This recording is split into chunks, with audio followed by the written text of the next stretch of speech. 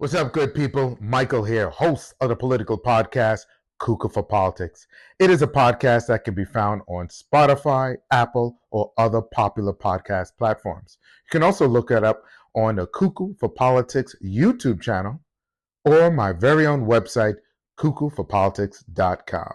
Check it out. Past episodes are all invigorating, and do definitely subscribe. Now, 19 electoral college votes are at stake for the state of Pennsylvania. It is a battleground state. Whoever potentially wins this state could also possibly win the presidency.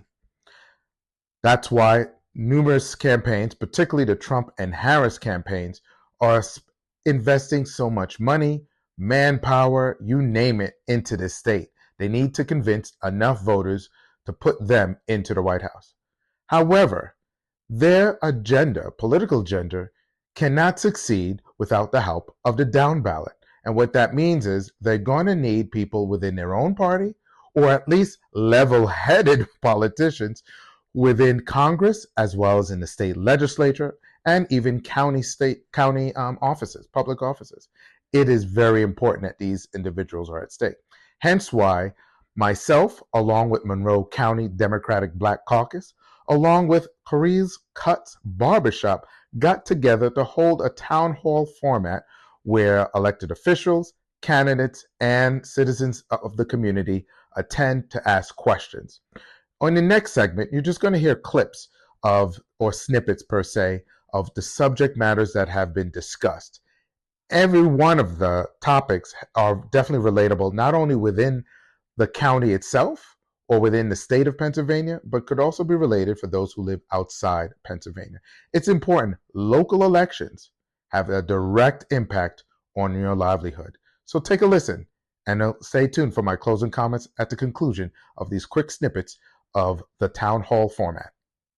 When you are in the restaurant industry and the lodging industry, if you raise the wage to $15 an hour plus the tip, a lot of those businesses will go out from payroll. It's completely different. Everyone deserves a higher wage, but we have to be careful when we talk about waitressing, bartending, service industry, because it's a touchy little subject. Let me just say that. And I don't know if you agree with me or not on this, but anyway, you asked about taxing the tip. Please don't ever tax the tip. They never will. But we do need to raise the minimum wage because $7.25 an hour is utterly ridiculous. I want to talk about Social Security. That was the other question. Mm-hmm. This is a federal issue. It's a federal issue. People are living longer. Social Security always has a way of you always feel like one side, the Republicans, are taking it away and the Democrats always keep it. Well, I want to tell you what the Democrats did.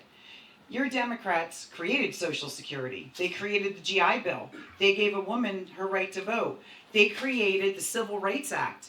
This is all Democrats. We also created collective bargaining so that the middle class can grow. These are all Democratic principles.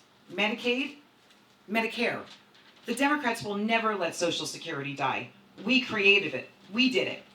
We're never going to let civil rights die. We created it. We will never let that die. And I can promise you, one day I'm going to be a senior citizen. I'm paying into Social Security now. I could die tomorrow and never collect $1 on it, right? But at least it helps the general cause. You're paying school taxes for the kids to have a healthier, safe community. I'm paying Social Security right now to make sure that you can live your years out. It's a community, and it's community-based. And we will never let that go away as long as Democrats are in office. Thank you. Representative from Cartwright's office. I'm going to try to be brief because the congressman has done a lot of work on this issue.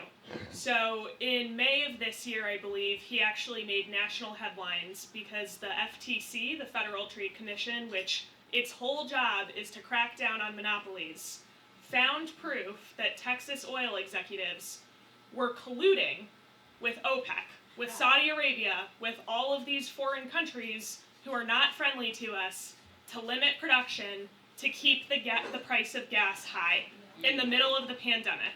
And Congressman Cartwright stood on the floor of the House and said, "We cannot stand for this. We need to break up monopolies. This is not free market competition to have these companies gouging us like this. He's taking on big oil. He's taking on big pharma. It's coming for seniors. We see that insulin is now, the price is capped at $35 every month. That's coming for 10 more drugs, and then there are more to come after that. This is the first time that we're beginning to take on big pharma and actually negotiate lower drug prices. We're doing that for seniors. The congressman wants to negotiate lower drug prices for everyone. While we're doing this, we also need to cut taxes for working families. He was so proud to expand and extend the child tax credit for families during COVID. He voted this year to try to make pieces of that tax credit permanent. It passed the House. It did not pass the Senate. He is ready and he is fighting to make that permanent because he knows that the people who really need relief are hardworking families. They're seniors who need lower prescription drug prices. They are not the billionaires. They are not the corporations. And the guy that he's running against has said that he wants to cut taxes for billionaires and corporations. Those are not the people who need a break. And by the way, he's worth up to $69 million. So if you think about it, it kind of makes sense that he wants to cut taxes for himself and his rich friends. Yeah. That is not what Congressman Cartwright stands for. That is not who he fights for. And I am very proud to work for someone who knows who actually needs a break in this community. Thank you. Thank you. I feel like a lot of tonight I'm just going to be tag teaming with Tara. And I want to say one thing about Hope Chrisman, if I may. Hope Chrisman lives in a really Republican district. Like, her climb is so hard. And this is your second or third run? Third, actually. Third run, right? And she does it because right now, legislators on the state level are more popular than folks on the federal level. And so when Hope runs in the 176th district, chances are she's not going to win, but she helps the top of the ticket. It's the most selfless thing that you can do for democracy is to run and know that the chances are you aren't going to win, but you're going to help Congressman Matt Cartwright, and you're going to help Kamala Harris, and you're going to help, Bob Casey. So I just want to say I appreciate you every year, every 2 years, and I'm happy to run with you. So we have a cheat sheet that I made for you all. If you haven't gotten it, I'm not going to go through it. But what Tara said about gas prices is absolutely 100% true. What she said about the rate of inflation coming down to less than 3% is 100% true. And that happens because wages outpace inflation for months at a time.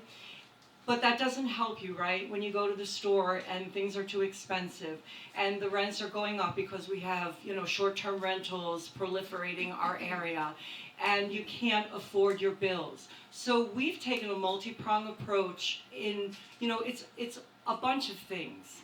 I just informed someone today that didn't know that we passed a law that got through the House and the Senate that if you are a college student now, you can write up to $2,500 a year off your state income tax for the interest you're paying on your school loans. Yeah. Yes, we just passed it this year. Yay, we got something done in a bipartisan way. We have doubled the dependent child care tax credit. So right there, I'm looking at my friend with the little baby who's got a job and who's got school loans, and there's 2 ways in which we've helped you, right?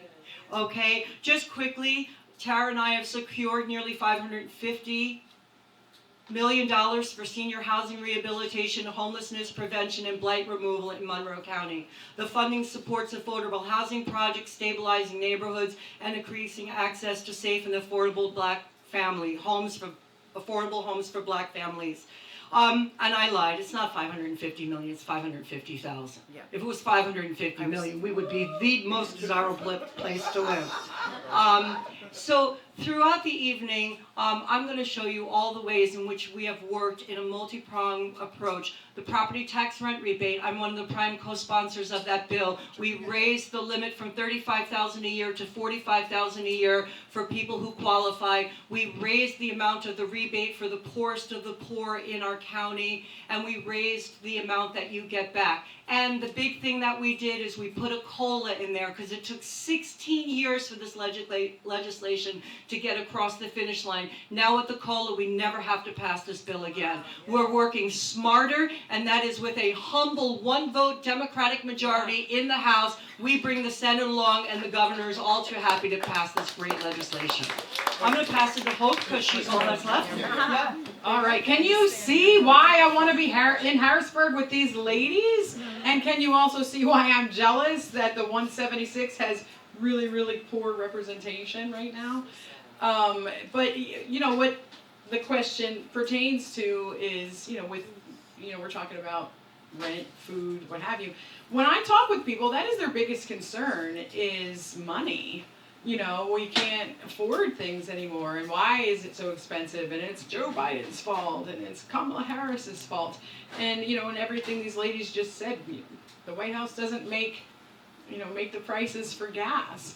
But I want to just look at this state. As the question was being asked, I remember during COVID what happened when people were just hoarding everything, and then they were selling it, stockpiling it, and selling it at extremely high prices, and our Attorney General really went after these people who were doing this. And at that time, I worked in a skilled nursing facility, and the price of face masks, N95 face masks that they use in hospital settings and skilled nursing settings all the time, had gone up in price over 125%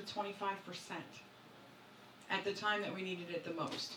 So I applaud Congressman Cartwright, and I applaud Senator Casey, because he is also fighting the fight to eliminate price gouging. And that it happens up here, kind of like what Maureen was saying with me running. My chances are slim. 46% Republican, 35 Democrat, 19 Independent. Okay? It's an uphill battle.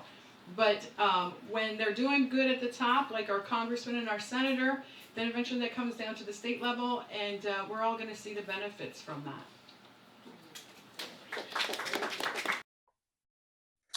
Well, it's a wrap, good people. Hopefully you enjoyed the quick town hall format. Thank you again to Monroe County Democratic Black Caucus. Thank you from the barbershop at Kariz Cutz. Appreciate all your time. Special shout out to the representatives that attended.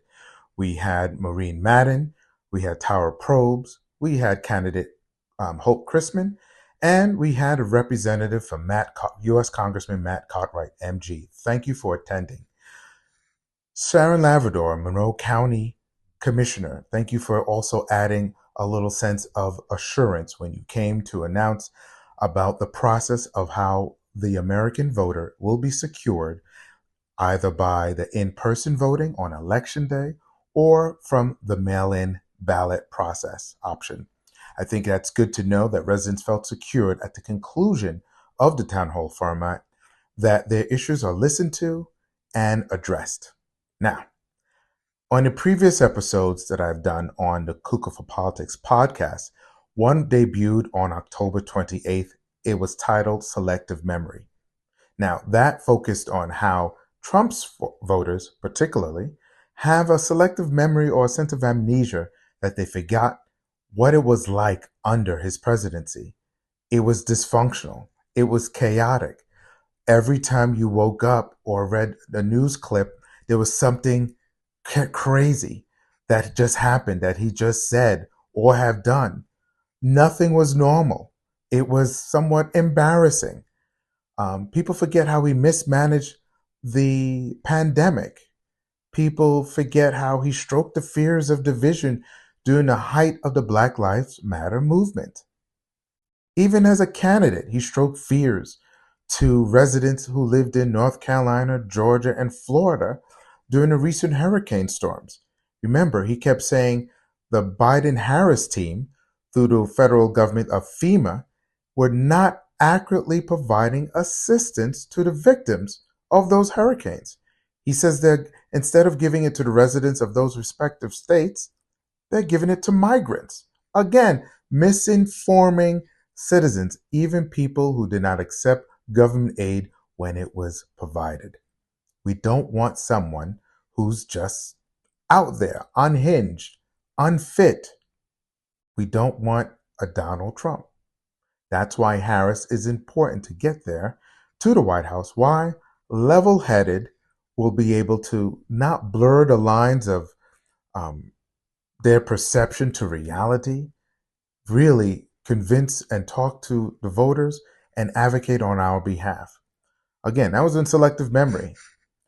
In the following episode on October 30th called Silent Signals, again, it was an episode that discussed how coded language that Trump is actually utilizing to convince voters that he's their guy. What does that mean when he says they're coming for your jobs, the black job, the Hispanic job? What's he talking about? That person's a DEI hire. Huh? Mass deportation, they're coming for us. These are coded words. Even Making America Great Again are all coded words to say, I'm your man. What does that mean?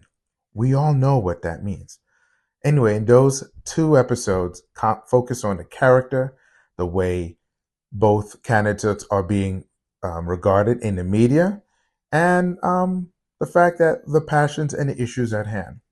I hope you enjoyed both episodes, including the special Barbershop Town Hall format. Again, thank you for listening. I ask that you subscribe to this podcast. Again, that can be found on Spotify, Apple, my very own YouTube channel, Cuckoo for Politics, or my very own website, cuckooforpolitics.com.